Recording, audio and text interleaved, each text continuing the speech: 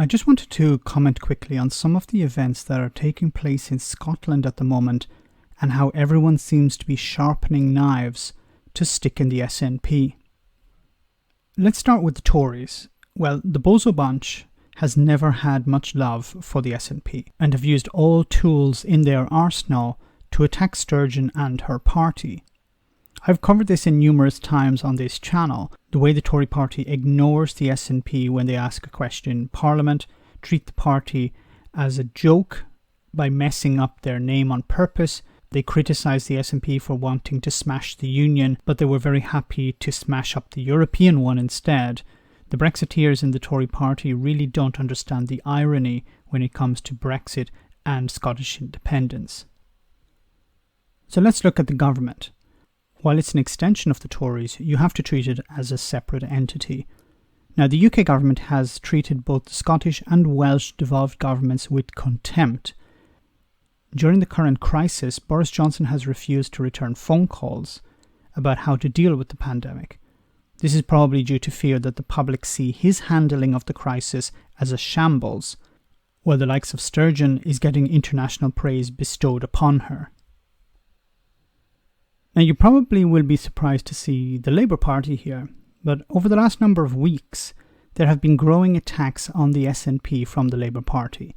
The Labour Party have been losing support in Scotland since 1999, and they need to turn that around. Their rivals in Scotland are not the Tories, but the SNP. However, because independence is such an important issue at the moment in Scotland and the majority of the Labour Party are against it, it could harm the party even more. The Lib Dems have also attacked the SNP, but due to their size, I don't think they're even worth talking about.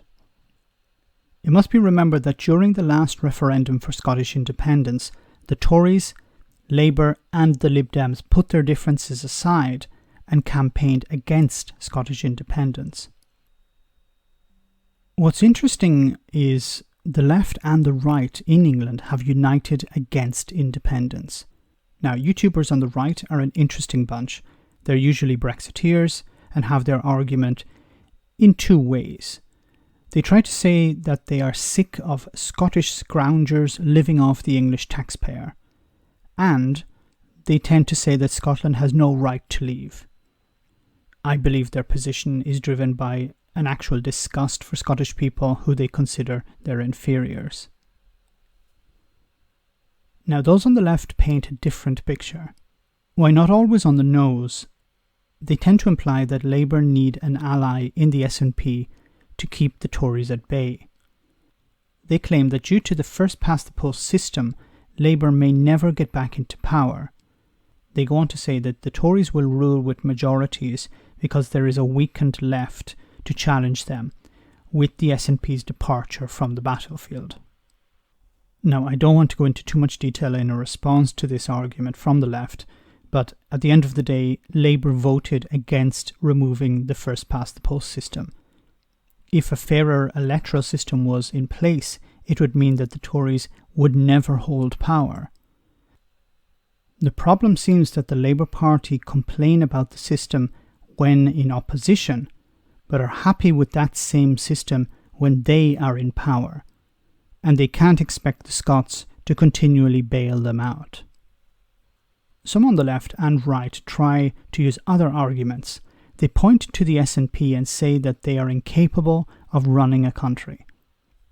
They say that while they may have dealt with the pandemic in a way that was head and shoulders above Boris Johnson, a lot of this is thanks to the NHS and the Union.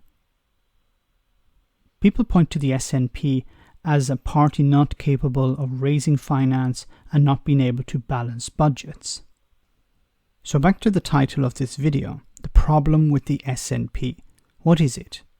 You see, the SNP have many issues covered in their manifesto: health, education, policing, climate change, etc. But their main issue is Scottish independence. So while journalists and politicians, people on the left, on the right, in England, will question how the SNP would form a government, how that government would function, their criticism of the SNP in all of this is actually pointless. Because after independence, the SNP will likely not exist. The SNP is not a problem for itself, it's a problem for others. After independence, the SNP would likely dissolve into different factions. Almost every party has its different factions. So these different factions would go their own way and form new parties. English parties would probably also be dissolved, as they would have no role to play in an independent Scotland.